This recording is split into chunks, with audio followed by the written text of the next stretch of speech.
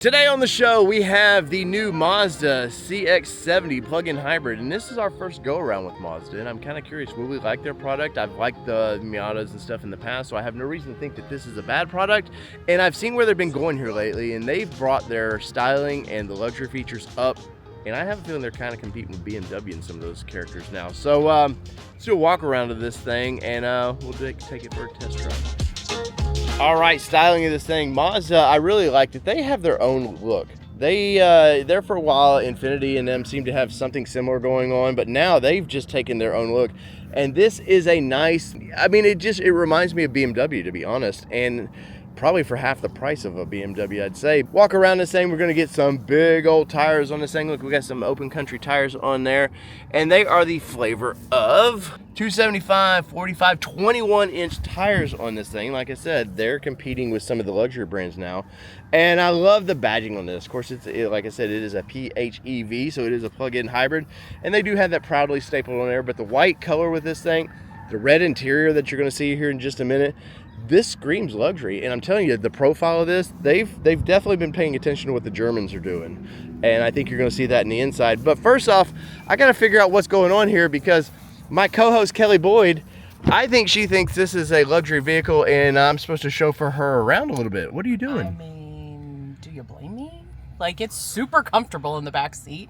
There's two settings where I was actually able to set it back a little bit. Oh, nice. And I am comfortable. Like, I've got enough knee room.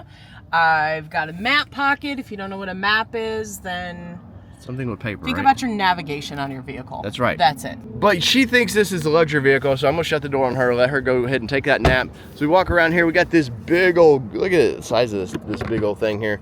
That's where you do your charging, all that. That's nice. You go around to the other side, it looks like you can do your fuel in this thing. They call this Sky Active technology, and this is the all-wheel drive version you see right there. So I think outside of this thing looks great. I'm curious to see how it's going to drive though. Taillights look very powerful. Once again, they seem to have their own kind of thing going on, which in a world of like copycat cars and trucks, I like kind of what they're doing here. But over on the other side, we got this big old massive fuel door. Looks like you got to use that from the inside. But overall, let me know in the comments, what do you think of the profile of this thing? Because once again, I think this thing is very cool, and maybe we can work with Mazda a little bit more in the future and bring you some of their other cool products. Well, Miss Daisy, where shall I take you today? Why don't you just take me down the road and let's see how this thing does. Well, let's do that. And this is a plug-in hybrid. Throw the charging numbers up there. We don't have them in front of us at this time, but this thing is very spacious. I have to say that I'm impressed with this. This is the first time I've been in a Mazda product in quite a while, so it blows me away of how they've stepped it up, and they're not an entry-level brand anymore. They're bringing the class up. They want to show, hey, we can keep up with the Germans, the best of whatever America's got. We can keep up with that. And I think this showcases it pretty well, Kelly. What do you think about these seats? Yeah, I think it's great. You know, that was the first thing I noticed when we got in, was that it's really pepping it up. It's giving that high-end performance feeling. You definitely have the beautiful red burgundy seats in this that I think will stand the test of time, because sometimes you get reds that you feel like, this is going to wear out. But I feel like this is going to be a color that you could live with for 10 years down the road, and you don't feel like it's outdated. And when these hit the used market, I don't feel like, it's going to be like, oh man, that thing really dated. Because you know, some of the old technology just of the mid 2015 era just dates a vehicle. 100%. And I think this is definitely not going to suffer that. Pep wise of this thing, it's it's going to be a hybrid-ish. You're going to get some cool features of the EV, so it should have good takeoff. But then we have the nice little engine in this thing, and once again, I'll throw the details of that up so you can check them out. Everything you want in a nice vehicle is here, and I mean that. Like it feels a lot like our BMW we had. Very much so. It's got very, very specific pieces that I noticed as soon as we got in. Like, you've got the split console that has that split wide open that gives you half of one side if you want to get into it, or the whole thing if you want to open it up and get in there. It's got that ability for you, and definitely really just the overall console itself really feels really right. BMW like. Well, if I have to take you to these high-end events, I think I would be comfortable driving you to an event like this because the driver's position is very nice. Let's see if it's got a little pep though. Will it get up and go? All right, it sounds like it's going to get up and go. Now this, once again, this vehicle is not made to, it's not a, you're not taking it out on for drag racing. No, this is a family car. This is the one that you're going to daily drive around. You're going to take it on trips. You're going to tool around town. That's what this one is for you. And it's doing it comfortably from the back seat. Of course, this is the top trim of this vehicle, so you're getting heads-up display. You're going to have a nice infotainment center with this thing. All the goodies, heated, cool seats. I love the fact, I like how they have the cooling features for each side too, where it's just a push button, and it's real easy to, hey, I need my side a little cooler, I need my side a little warmer, and it's all just there's actual buttons. You don't have to get into the screen to kind of figure out what's going on there. As we make our turn here, I think the suspension of this thing, I think it rides very well. I can see this this in its price point. I can see it competing very well once again with the Germans. Now the Germans are going to give you a little more pep to your step. Sure. You know, where Mazda I think is generally some of the Japanese brands, they're a little more conservative with that. They value quality and reliability over sportiness. So if you're looking for something more sporty, you may shop around out there. But if you want a nice luxury vehicle that's going to get you to the park, wherever you want to go, take your lovely spouse out on a date, I think this would be a very nice vehicle to hit the town with. So in the comments below, let us know what you think of Mazda.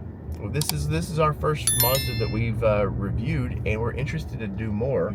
And maybe the door's been opened up. So leave us a comment and tell Mazda, say, hey, I really like what you're doing, or hey, you could gently improve in other ways. So as we wind this one down, Kelly, what do you expect from a vehicle of this size? Clearly we see it's got a lot of cargo room. I mean, a lot of cargo room. So this is not a third row, this is just a 2-row, but clearly in the back of you have plenty of room in for where you're at. Now I don't know with a 3-row version if I would necessarily want to be all the way back there, but with the two option, man, you've got enough room for skis. Like I could take a nap back there and I think would be plenty comfortable. Yeah, and I feel like you could fit golf clubs in here pretty comfortably. We haven't tested it, so it's basically just our estimate of what we could fit back there. But yeah, there is a lot of cargo room back there, guys. Like, I know you've heard us talk about it.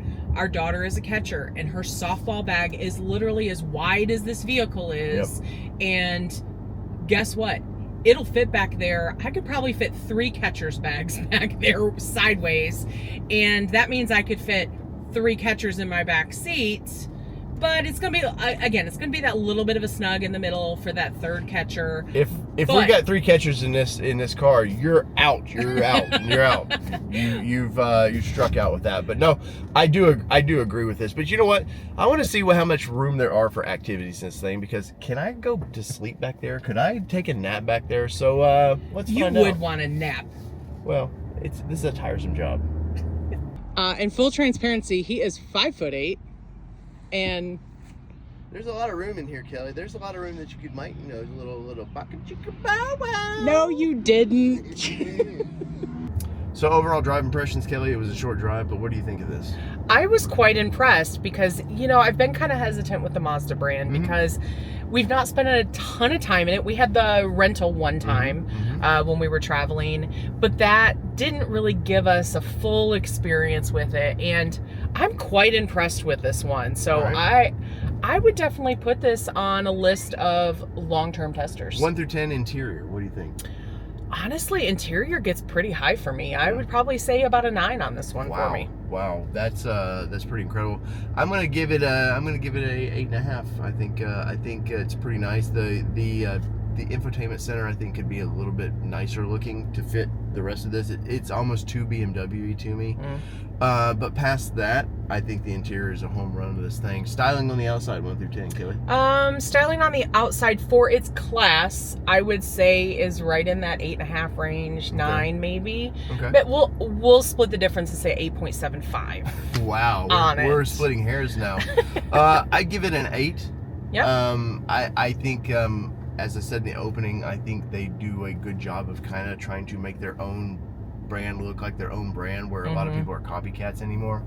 And I mean, there's a couple things. I'm not a fan of the wheels on this thing. 21-inch wheels are big on this thing, but I think they could have done a nicer job on the wheel. Maybe something black, glossy black to fit the white and red interiors with the black might go better for me, but wheels are easily changeable. Handling everything, I'm going to give it a 7.5 right now. I might do better have we get this vehicle for a long-term vehicle, but I think it does just good enough. When I drove it in normal mode, peppy enough for everyday use. Maybe not your dragster people, but you know. I'd probably give it about an 8 in the sport mode, because I got to experience that extra oomph, the extra little bit of handling, so that's where I would probably land on it. Nice. Well, let's continue to drive.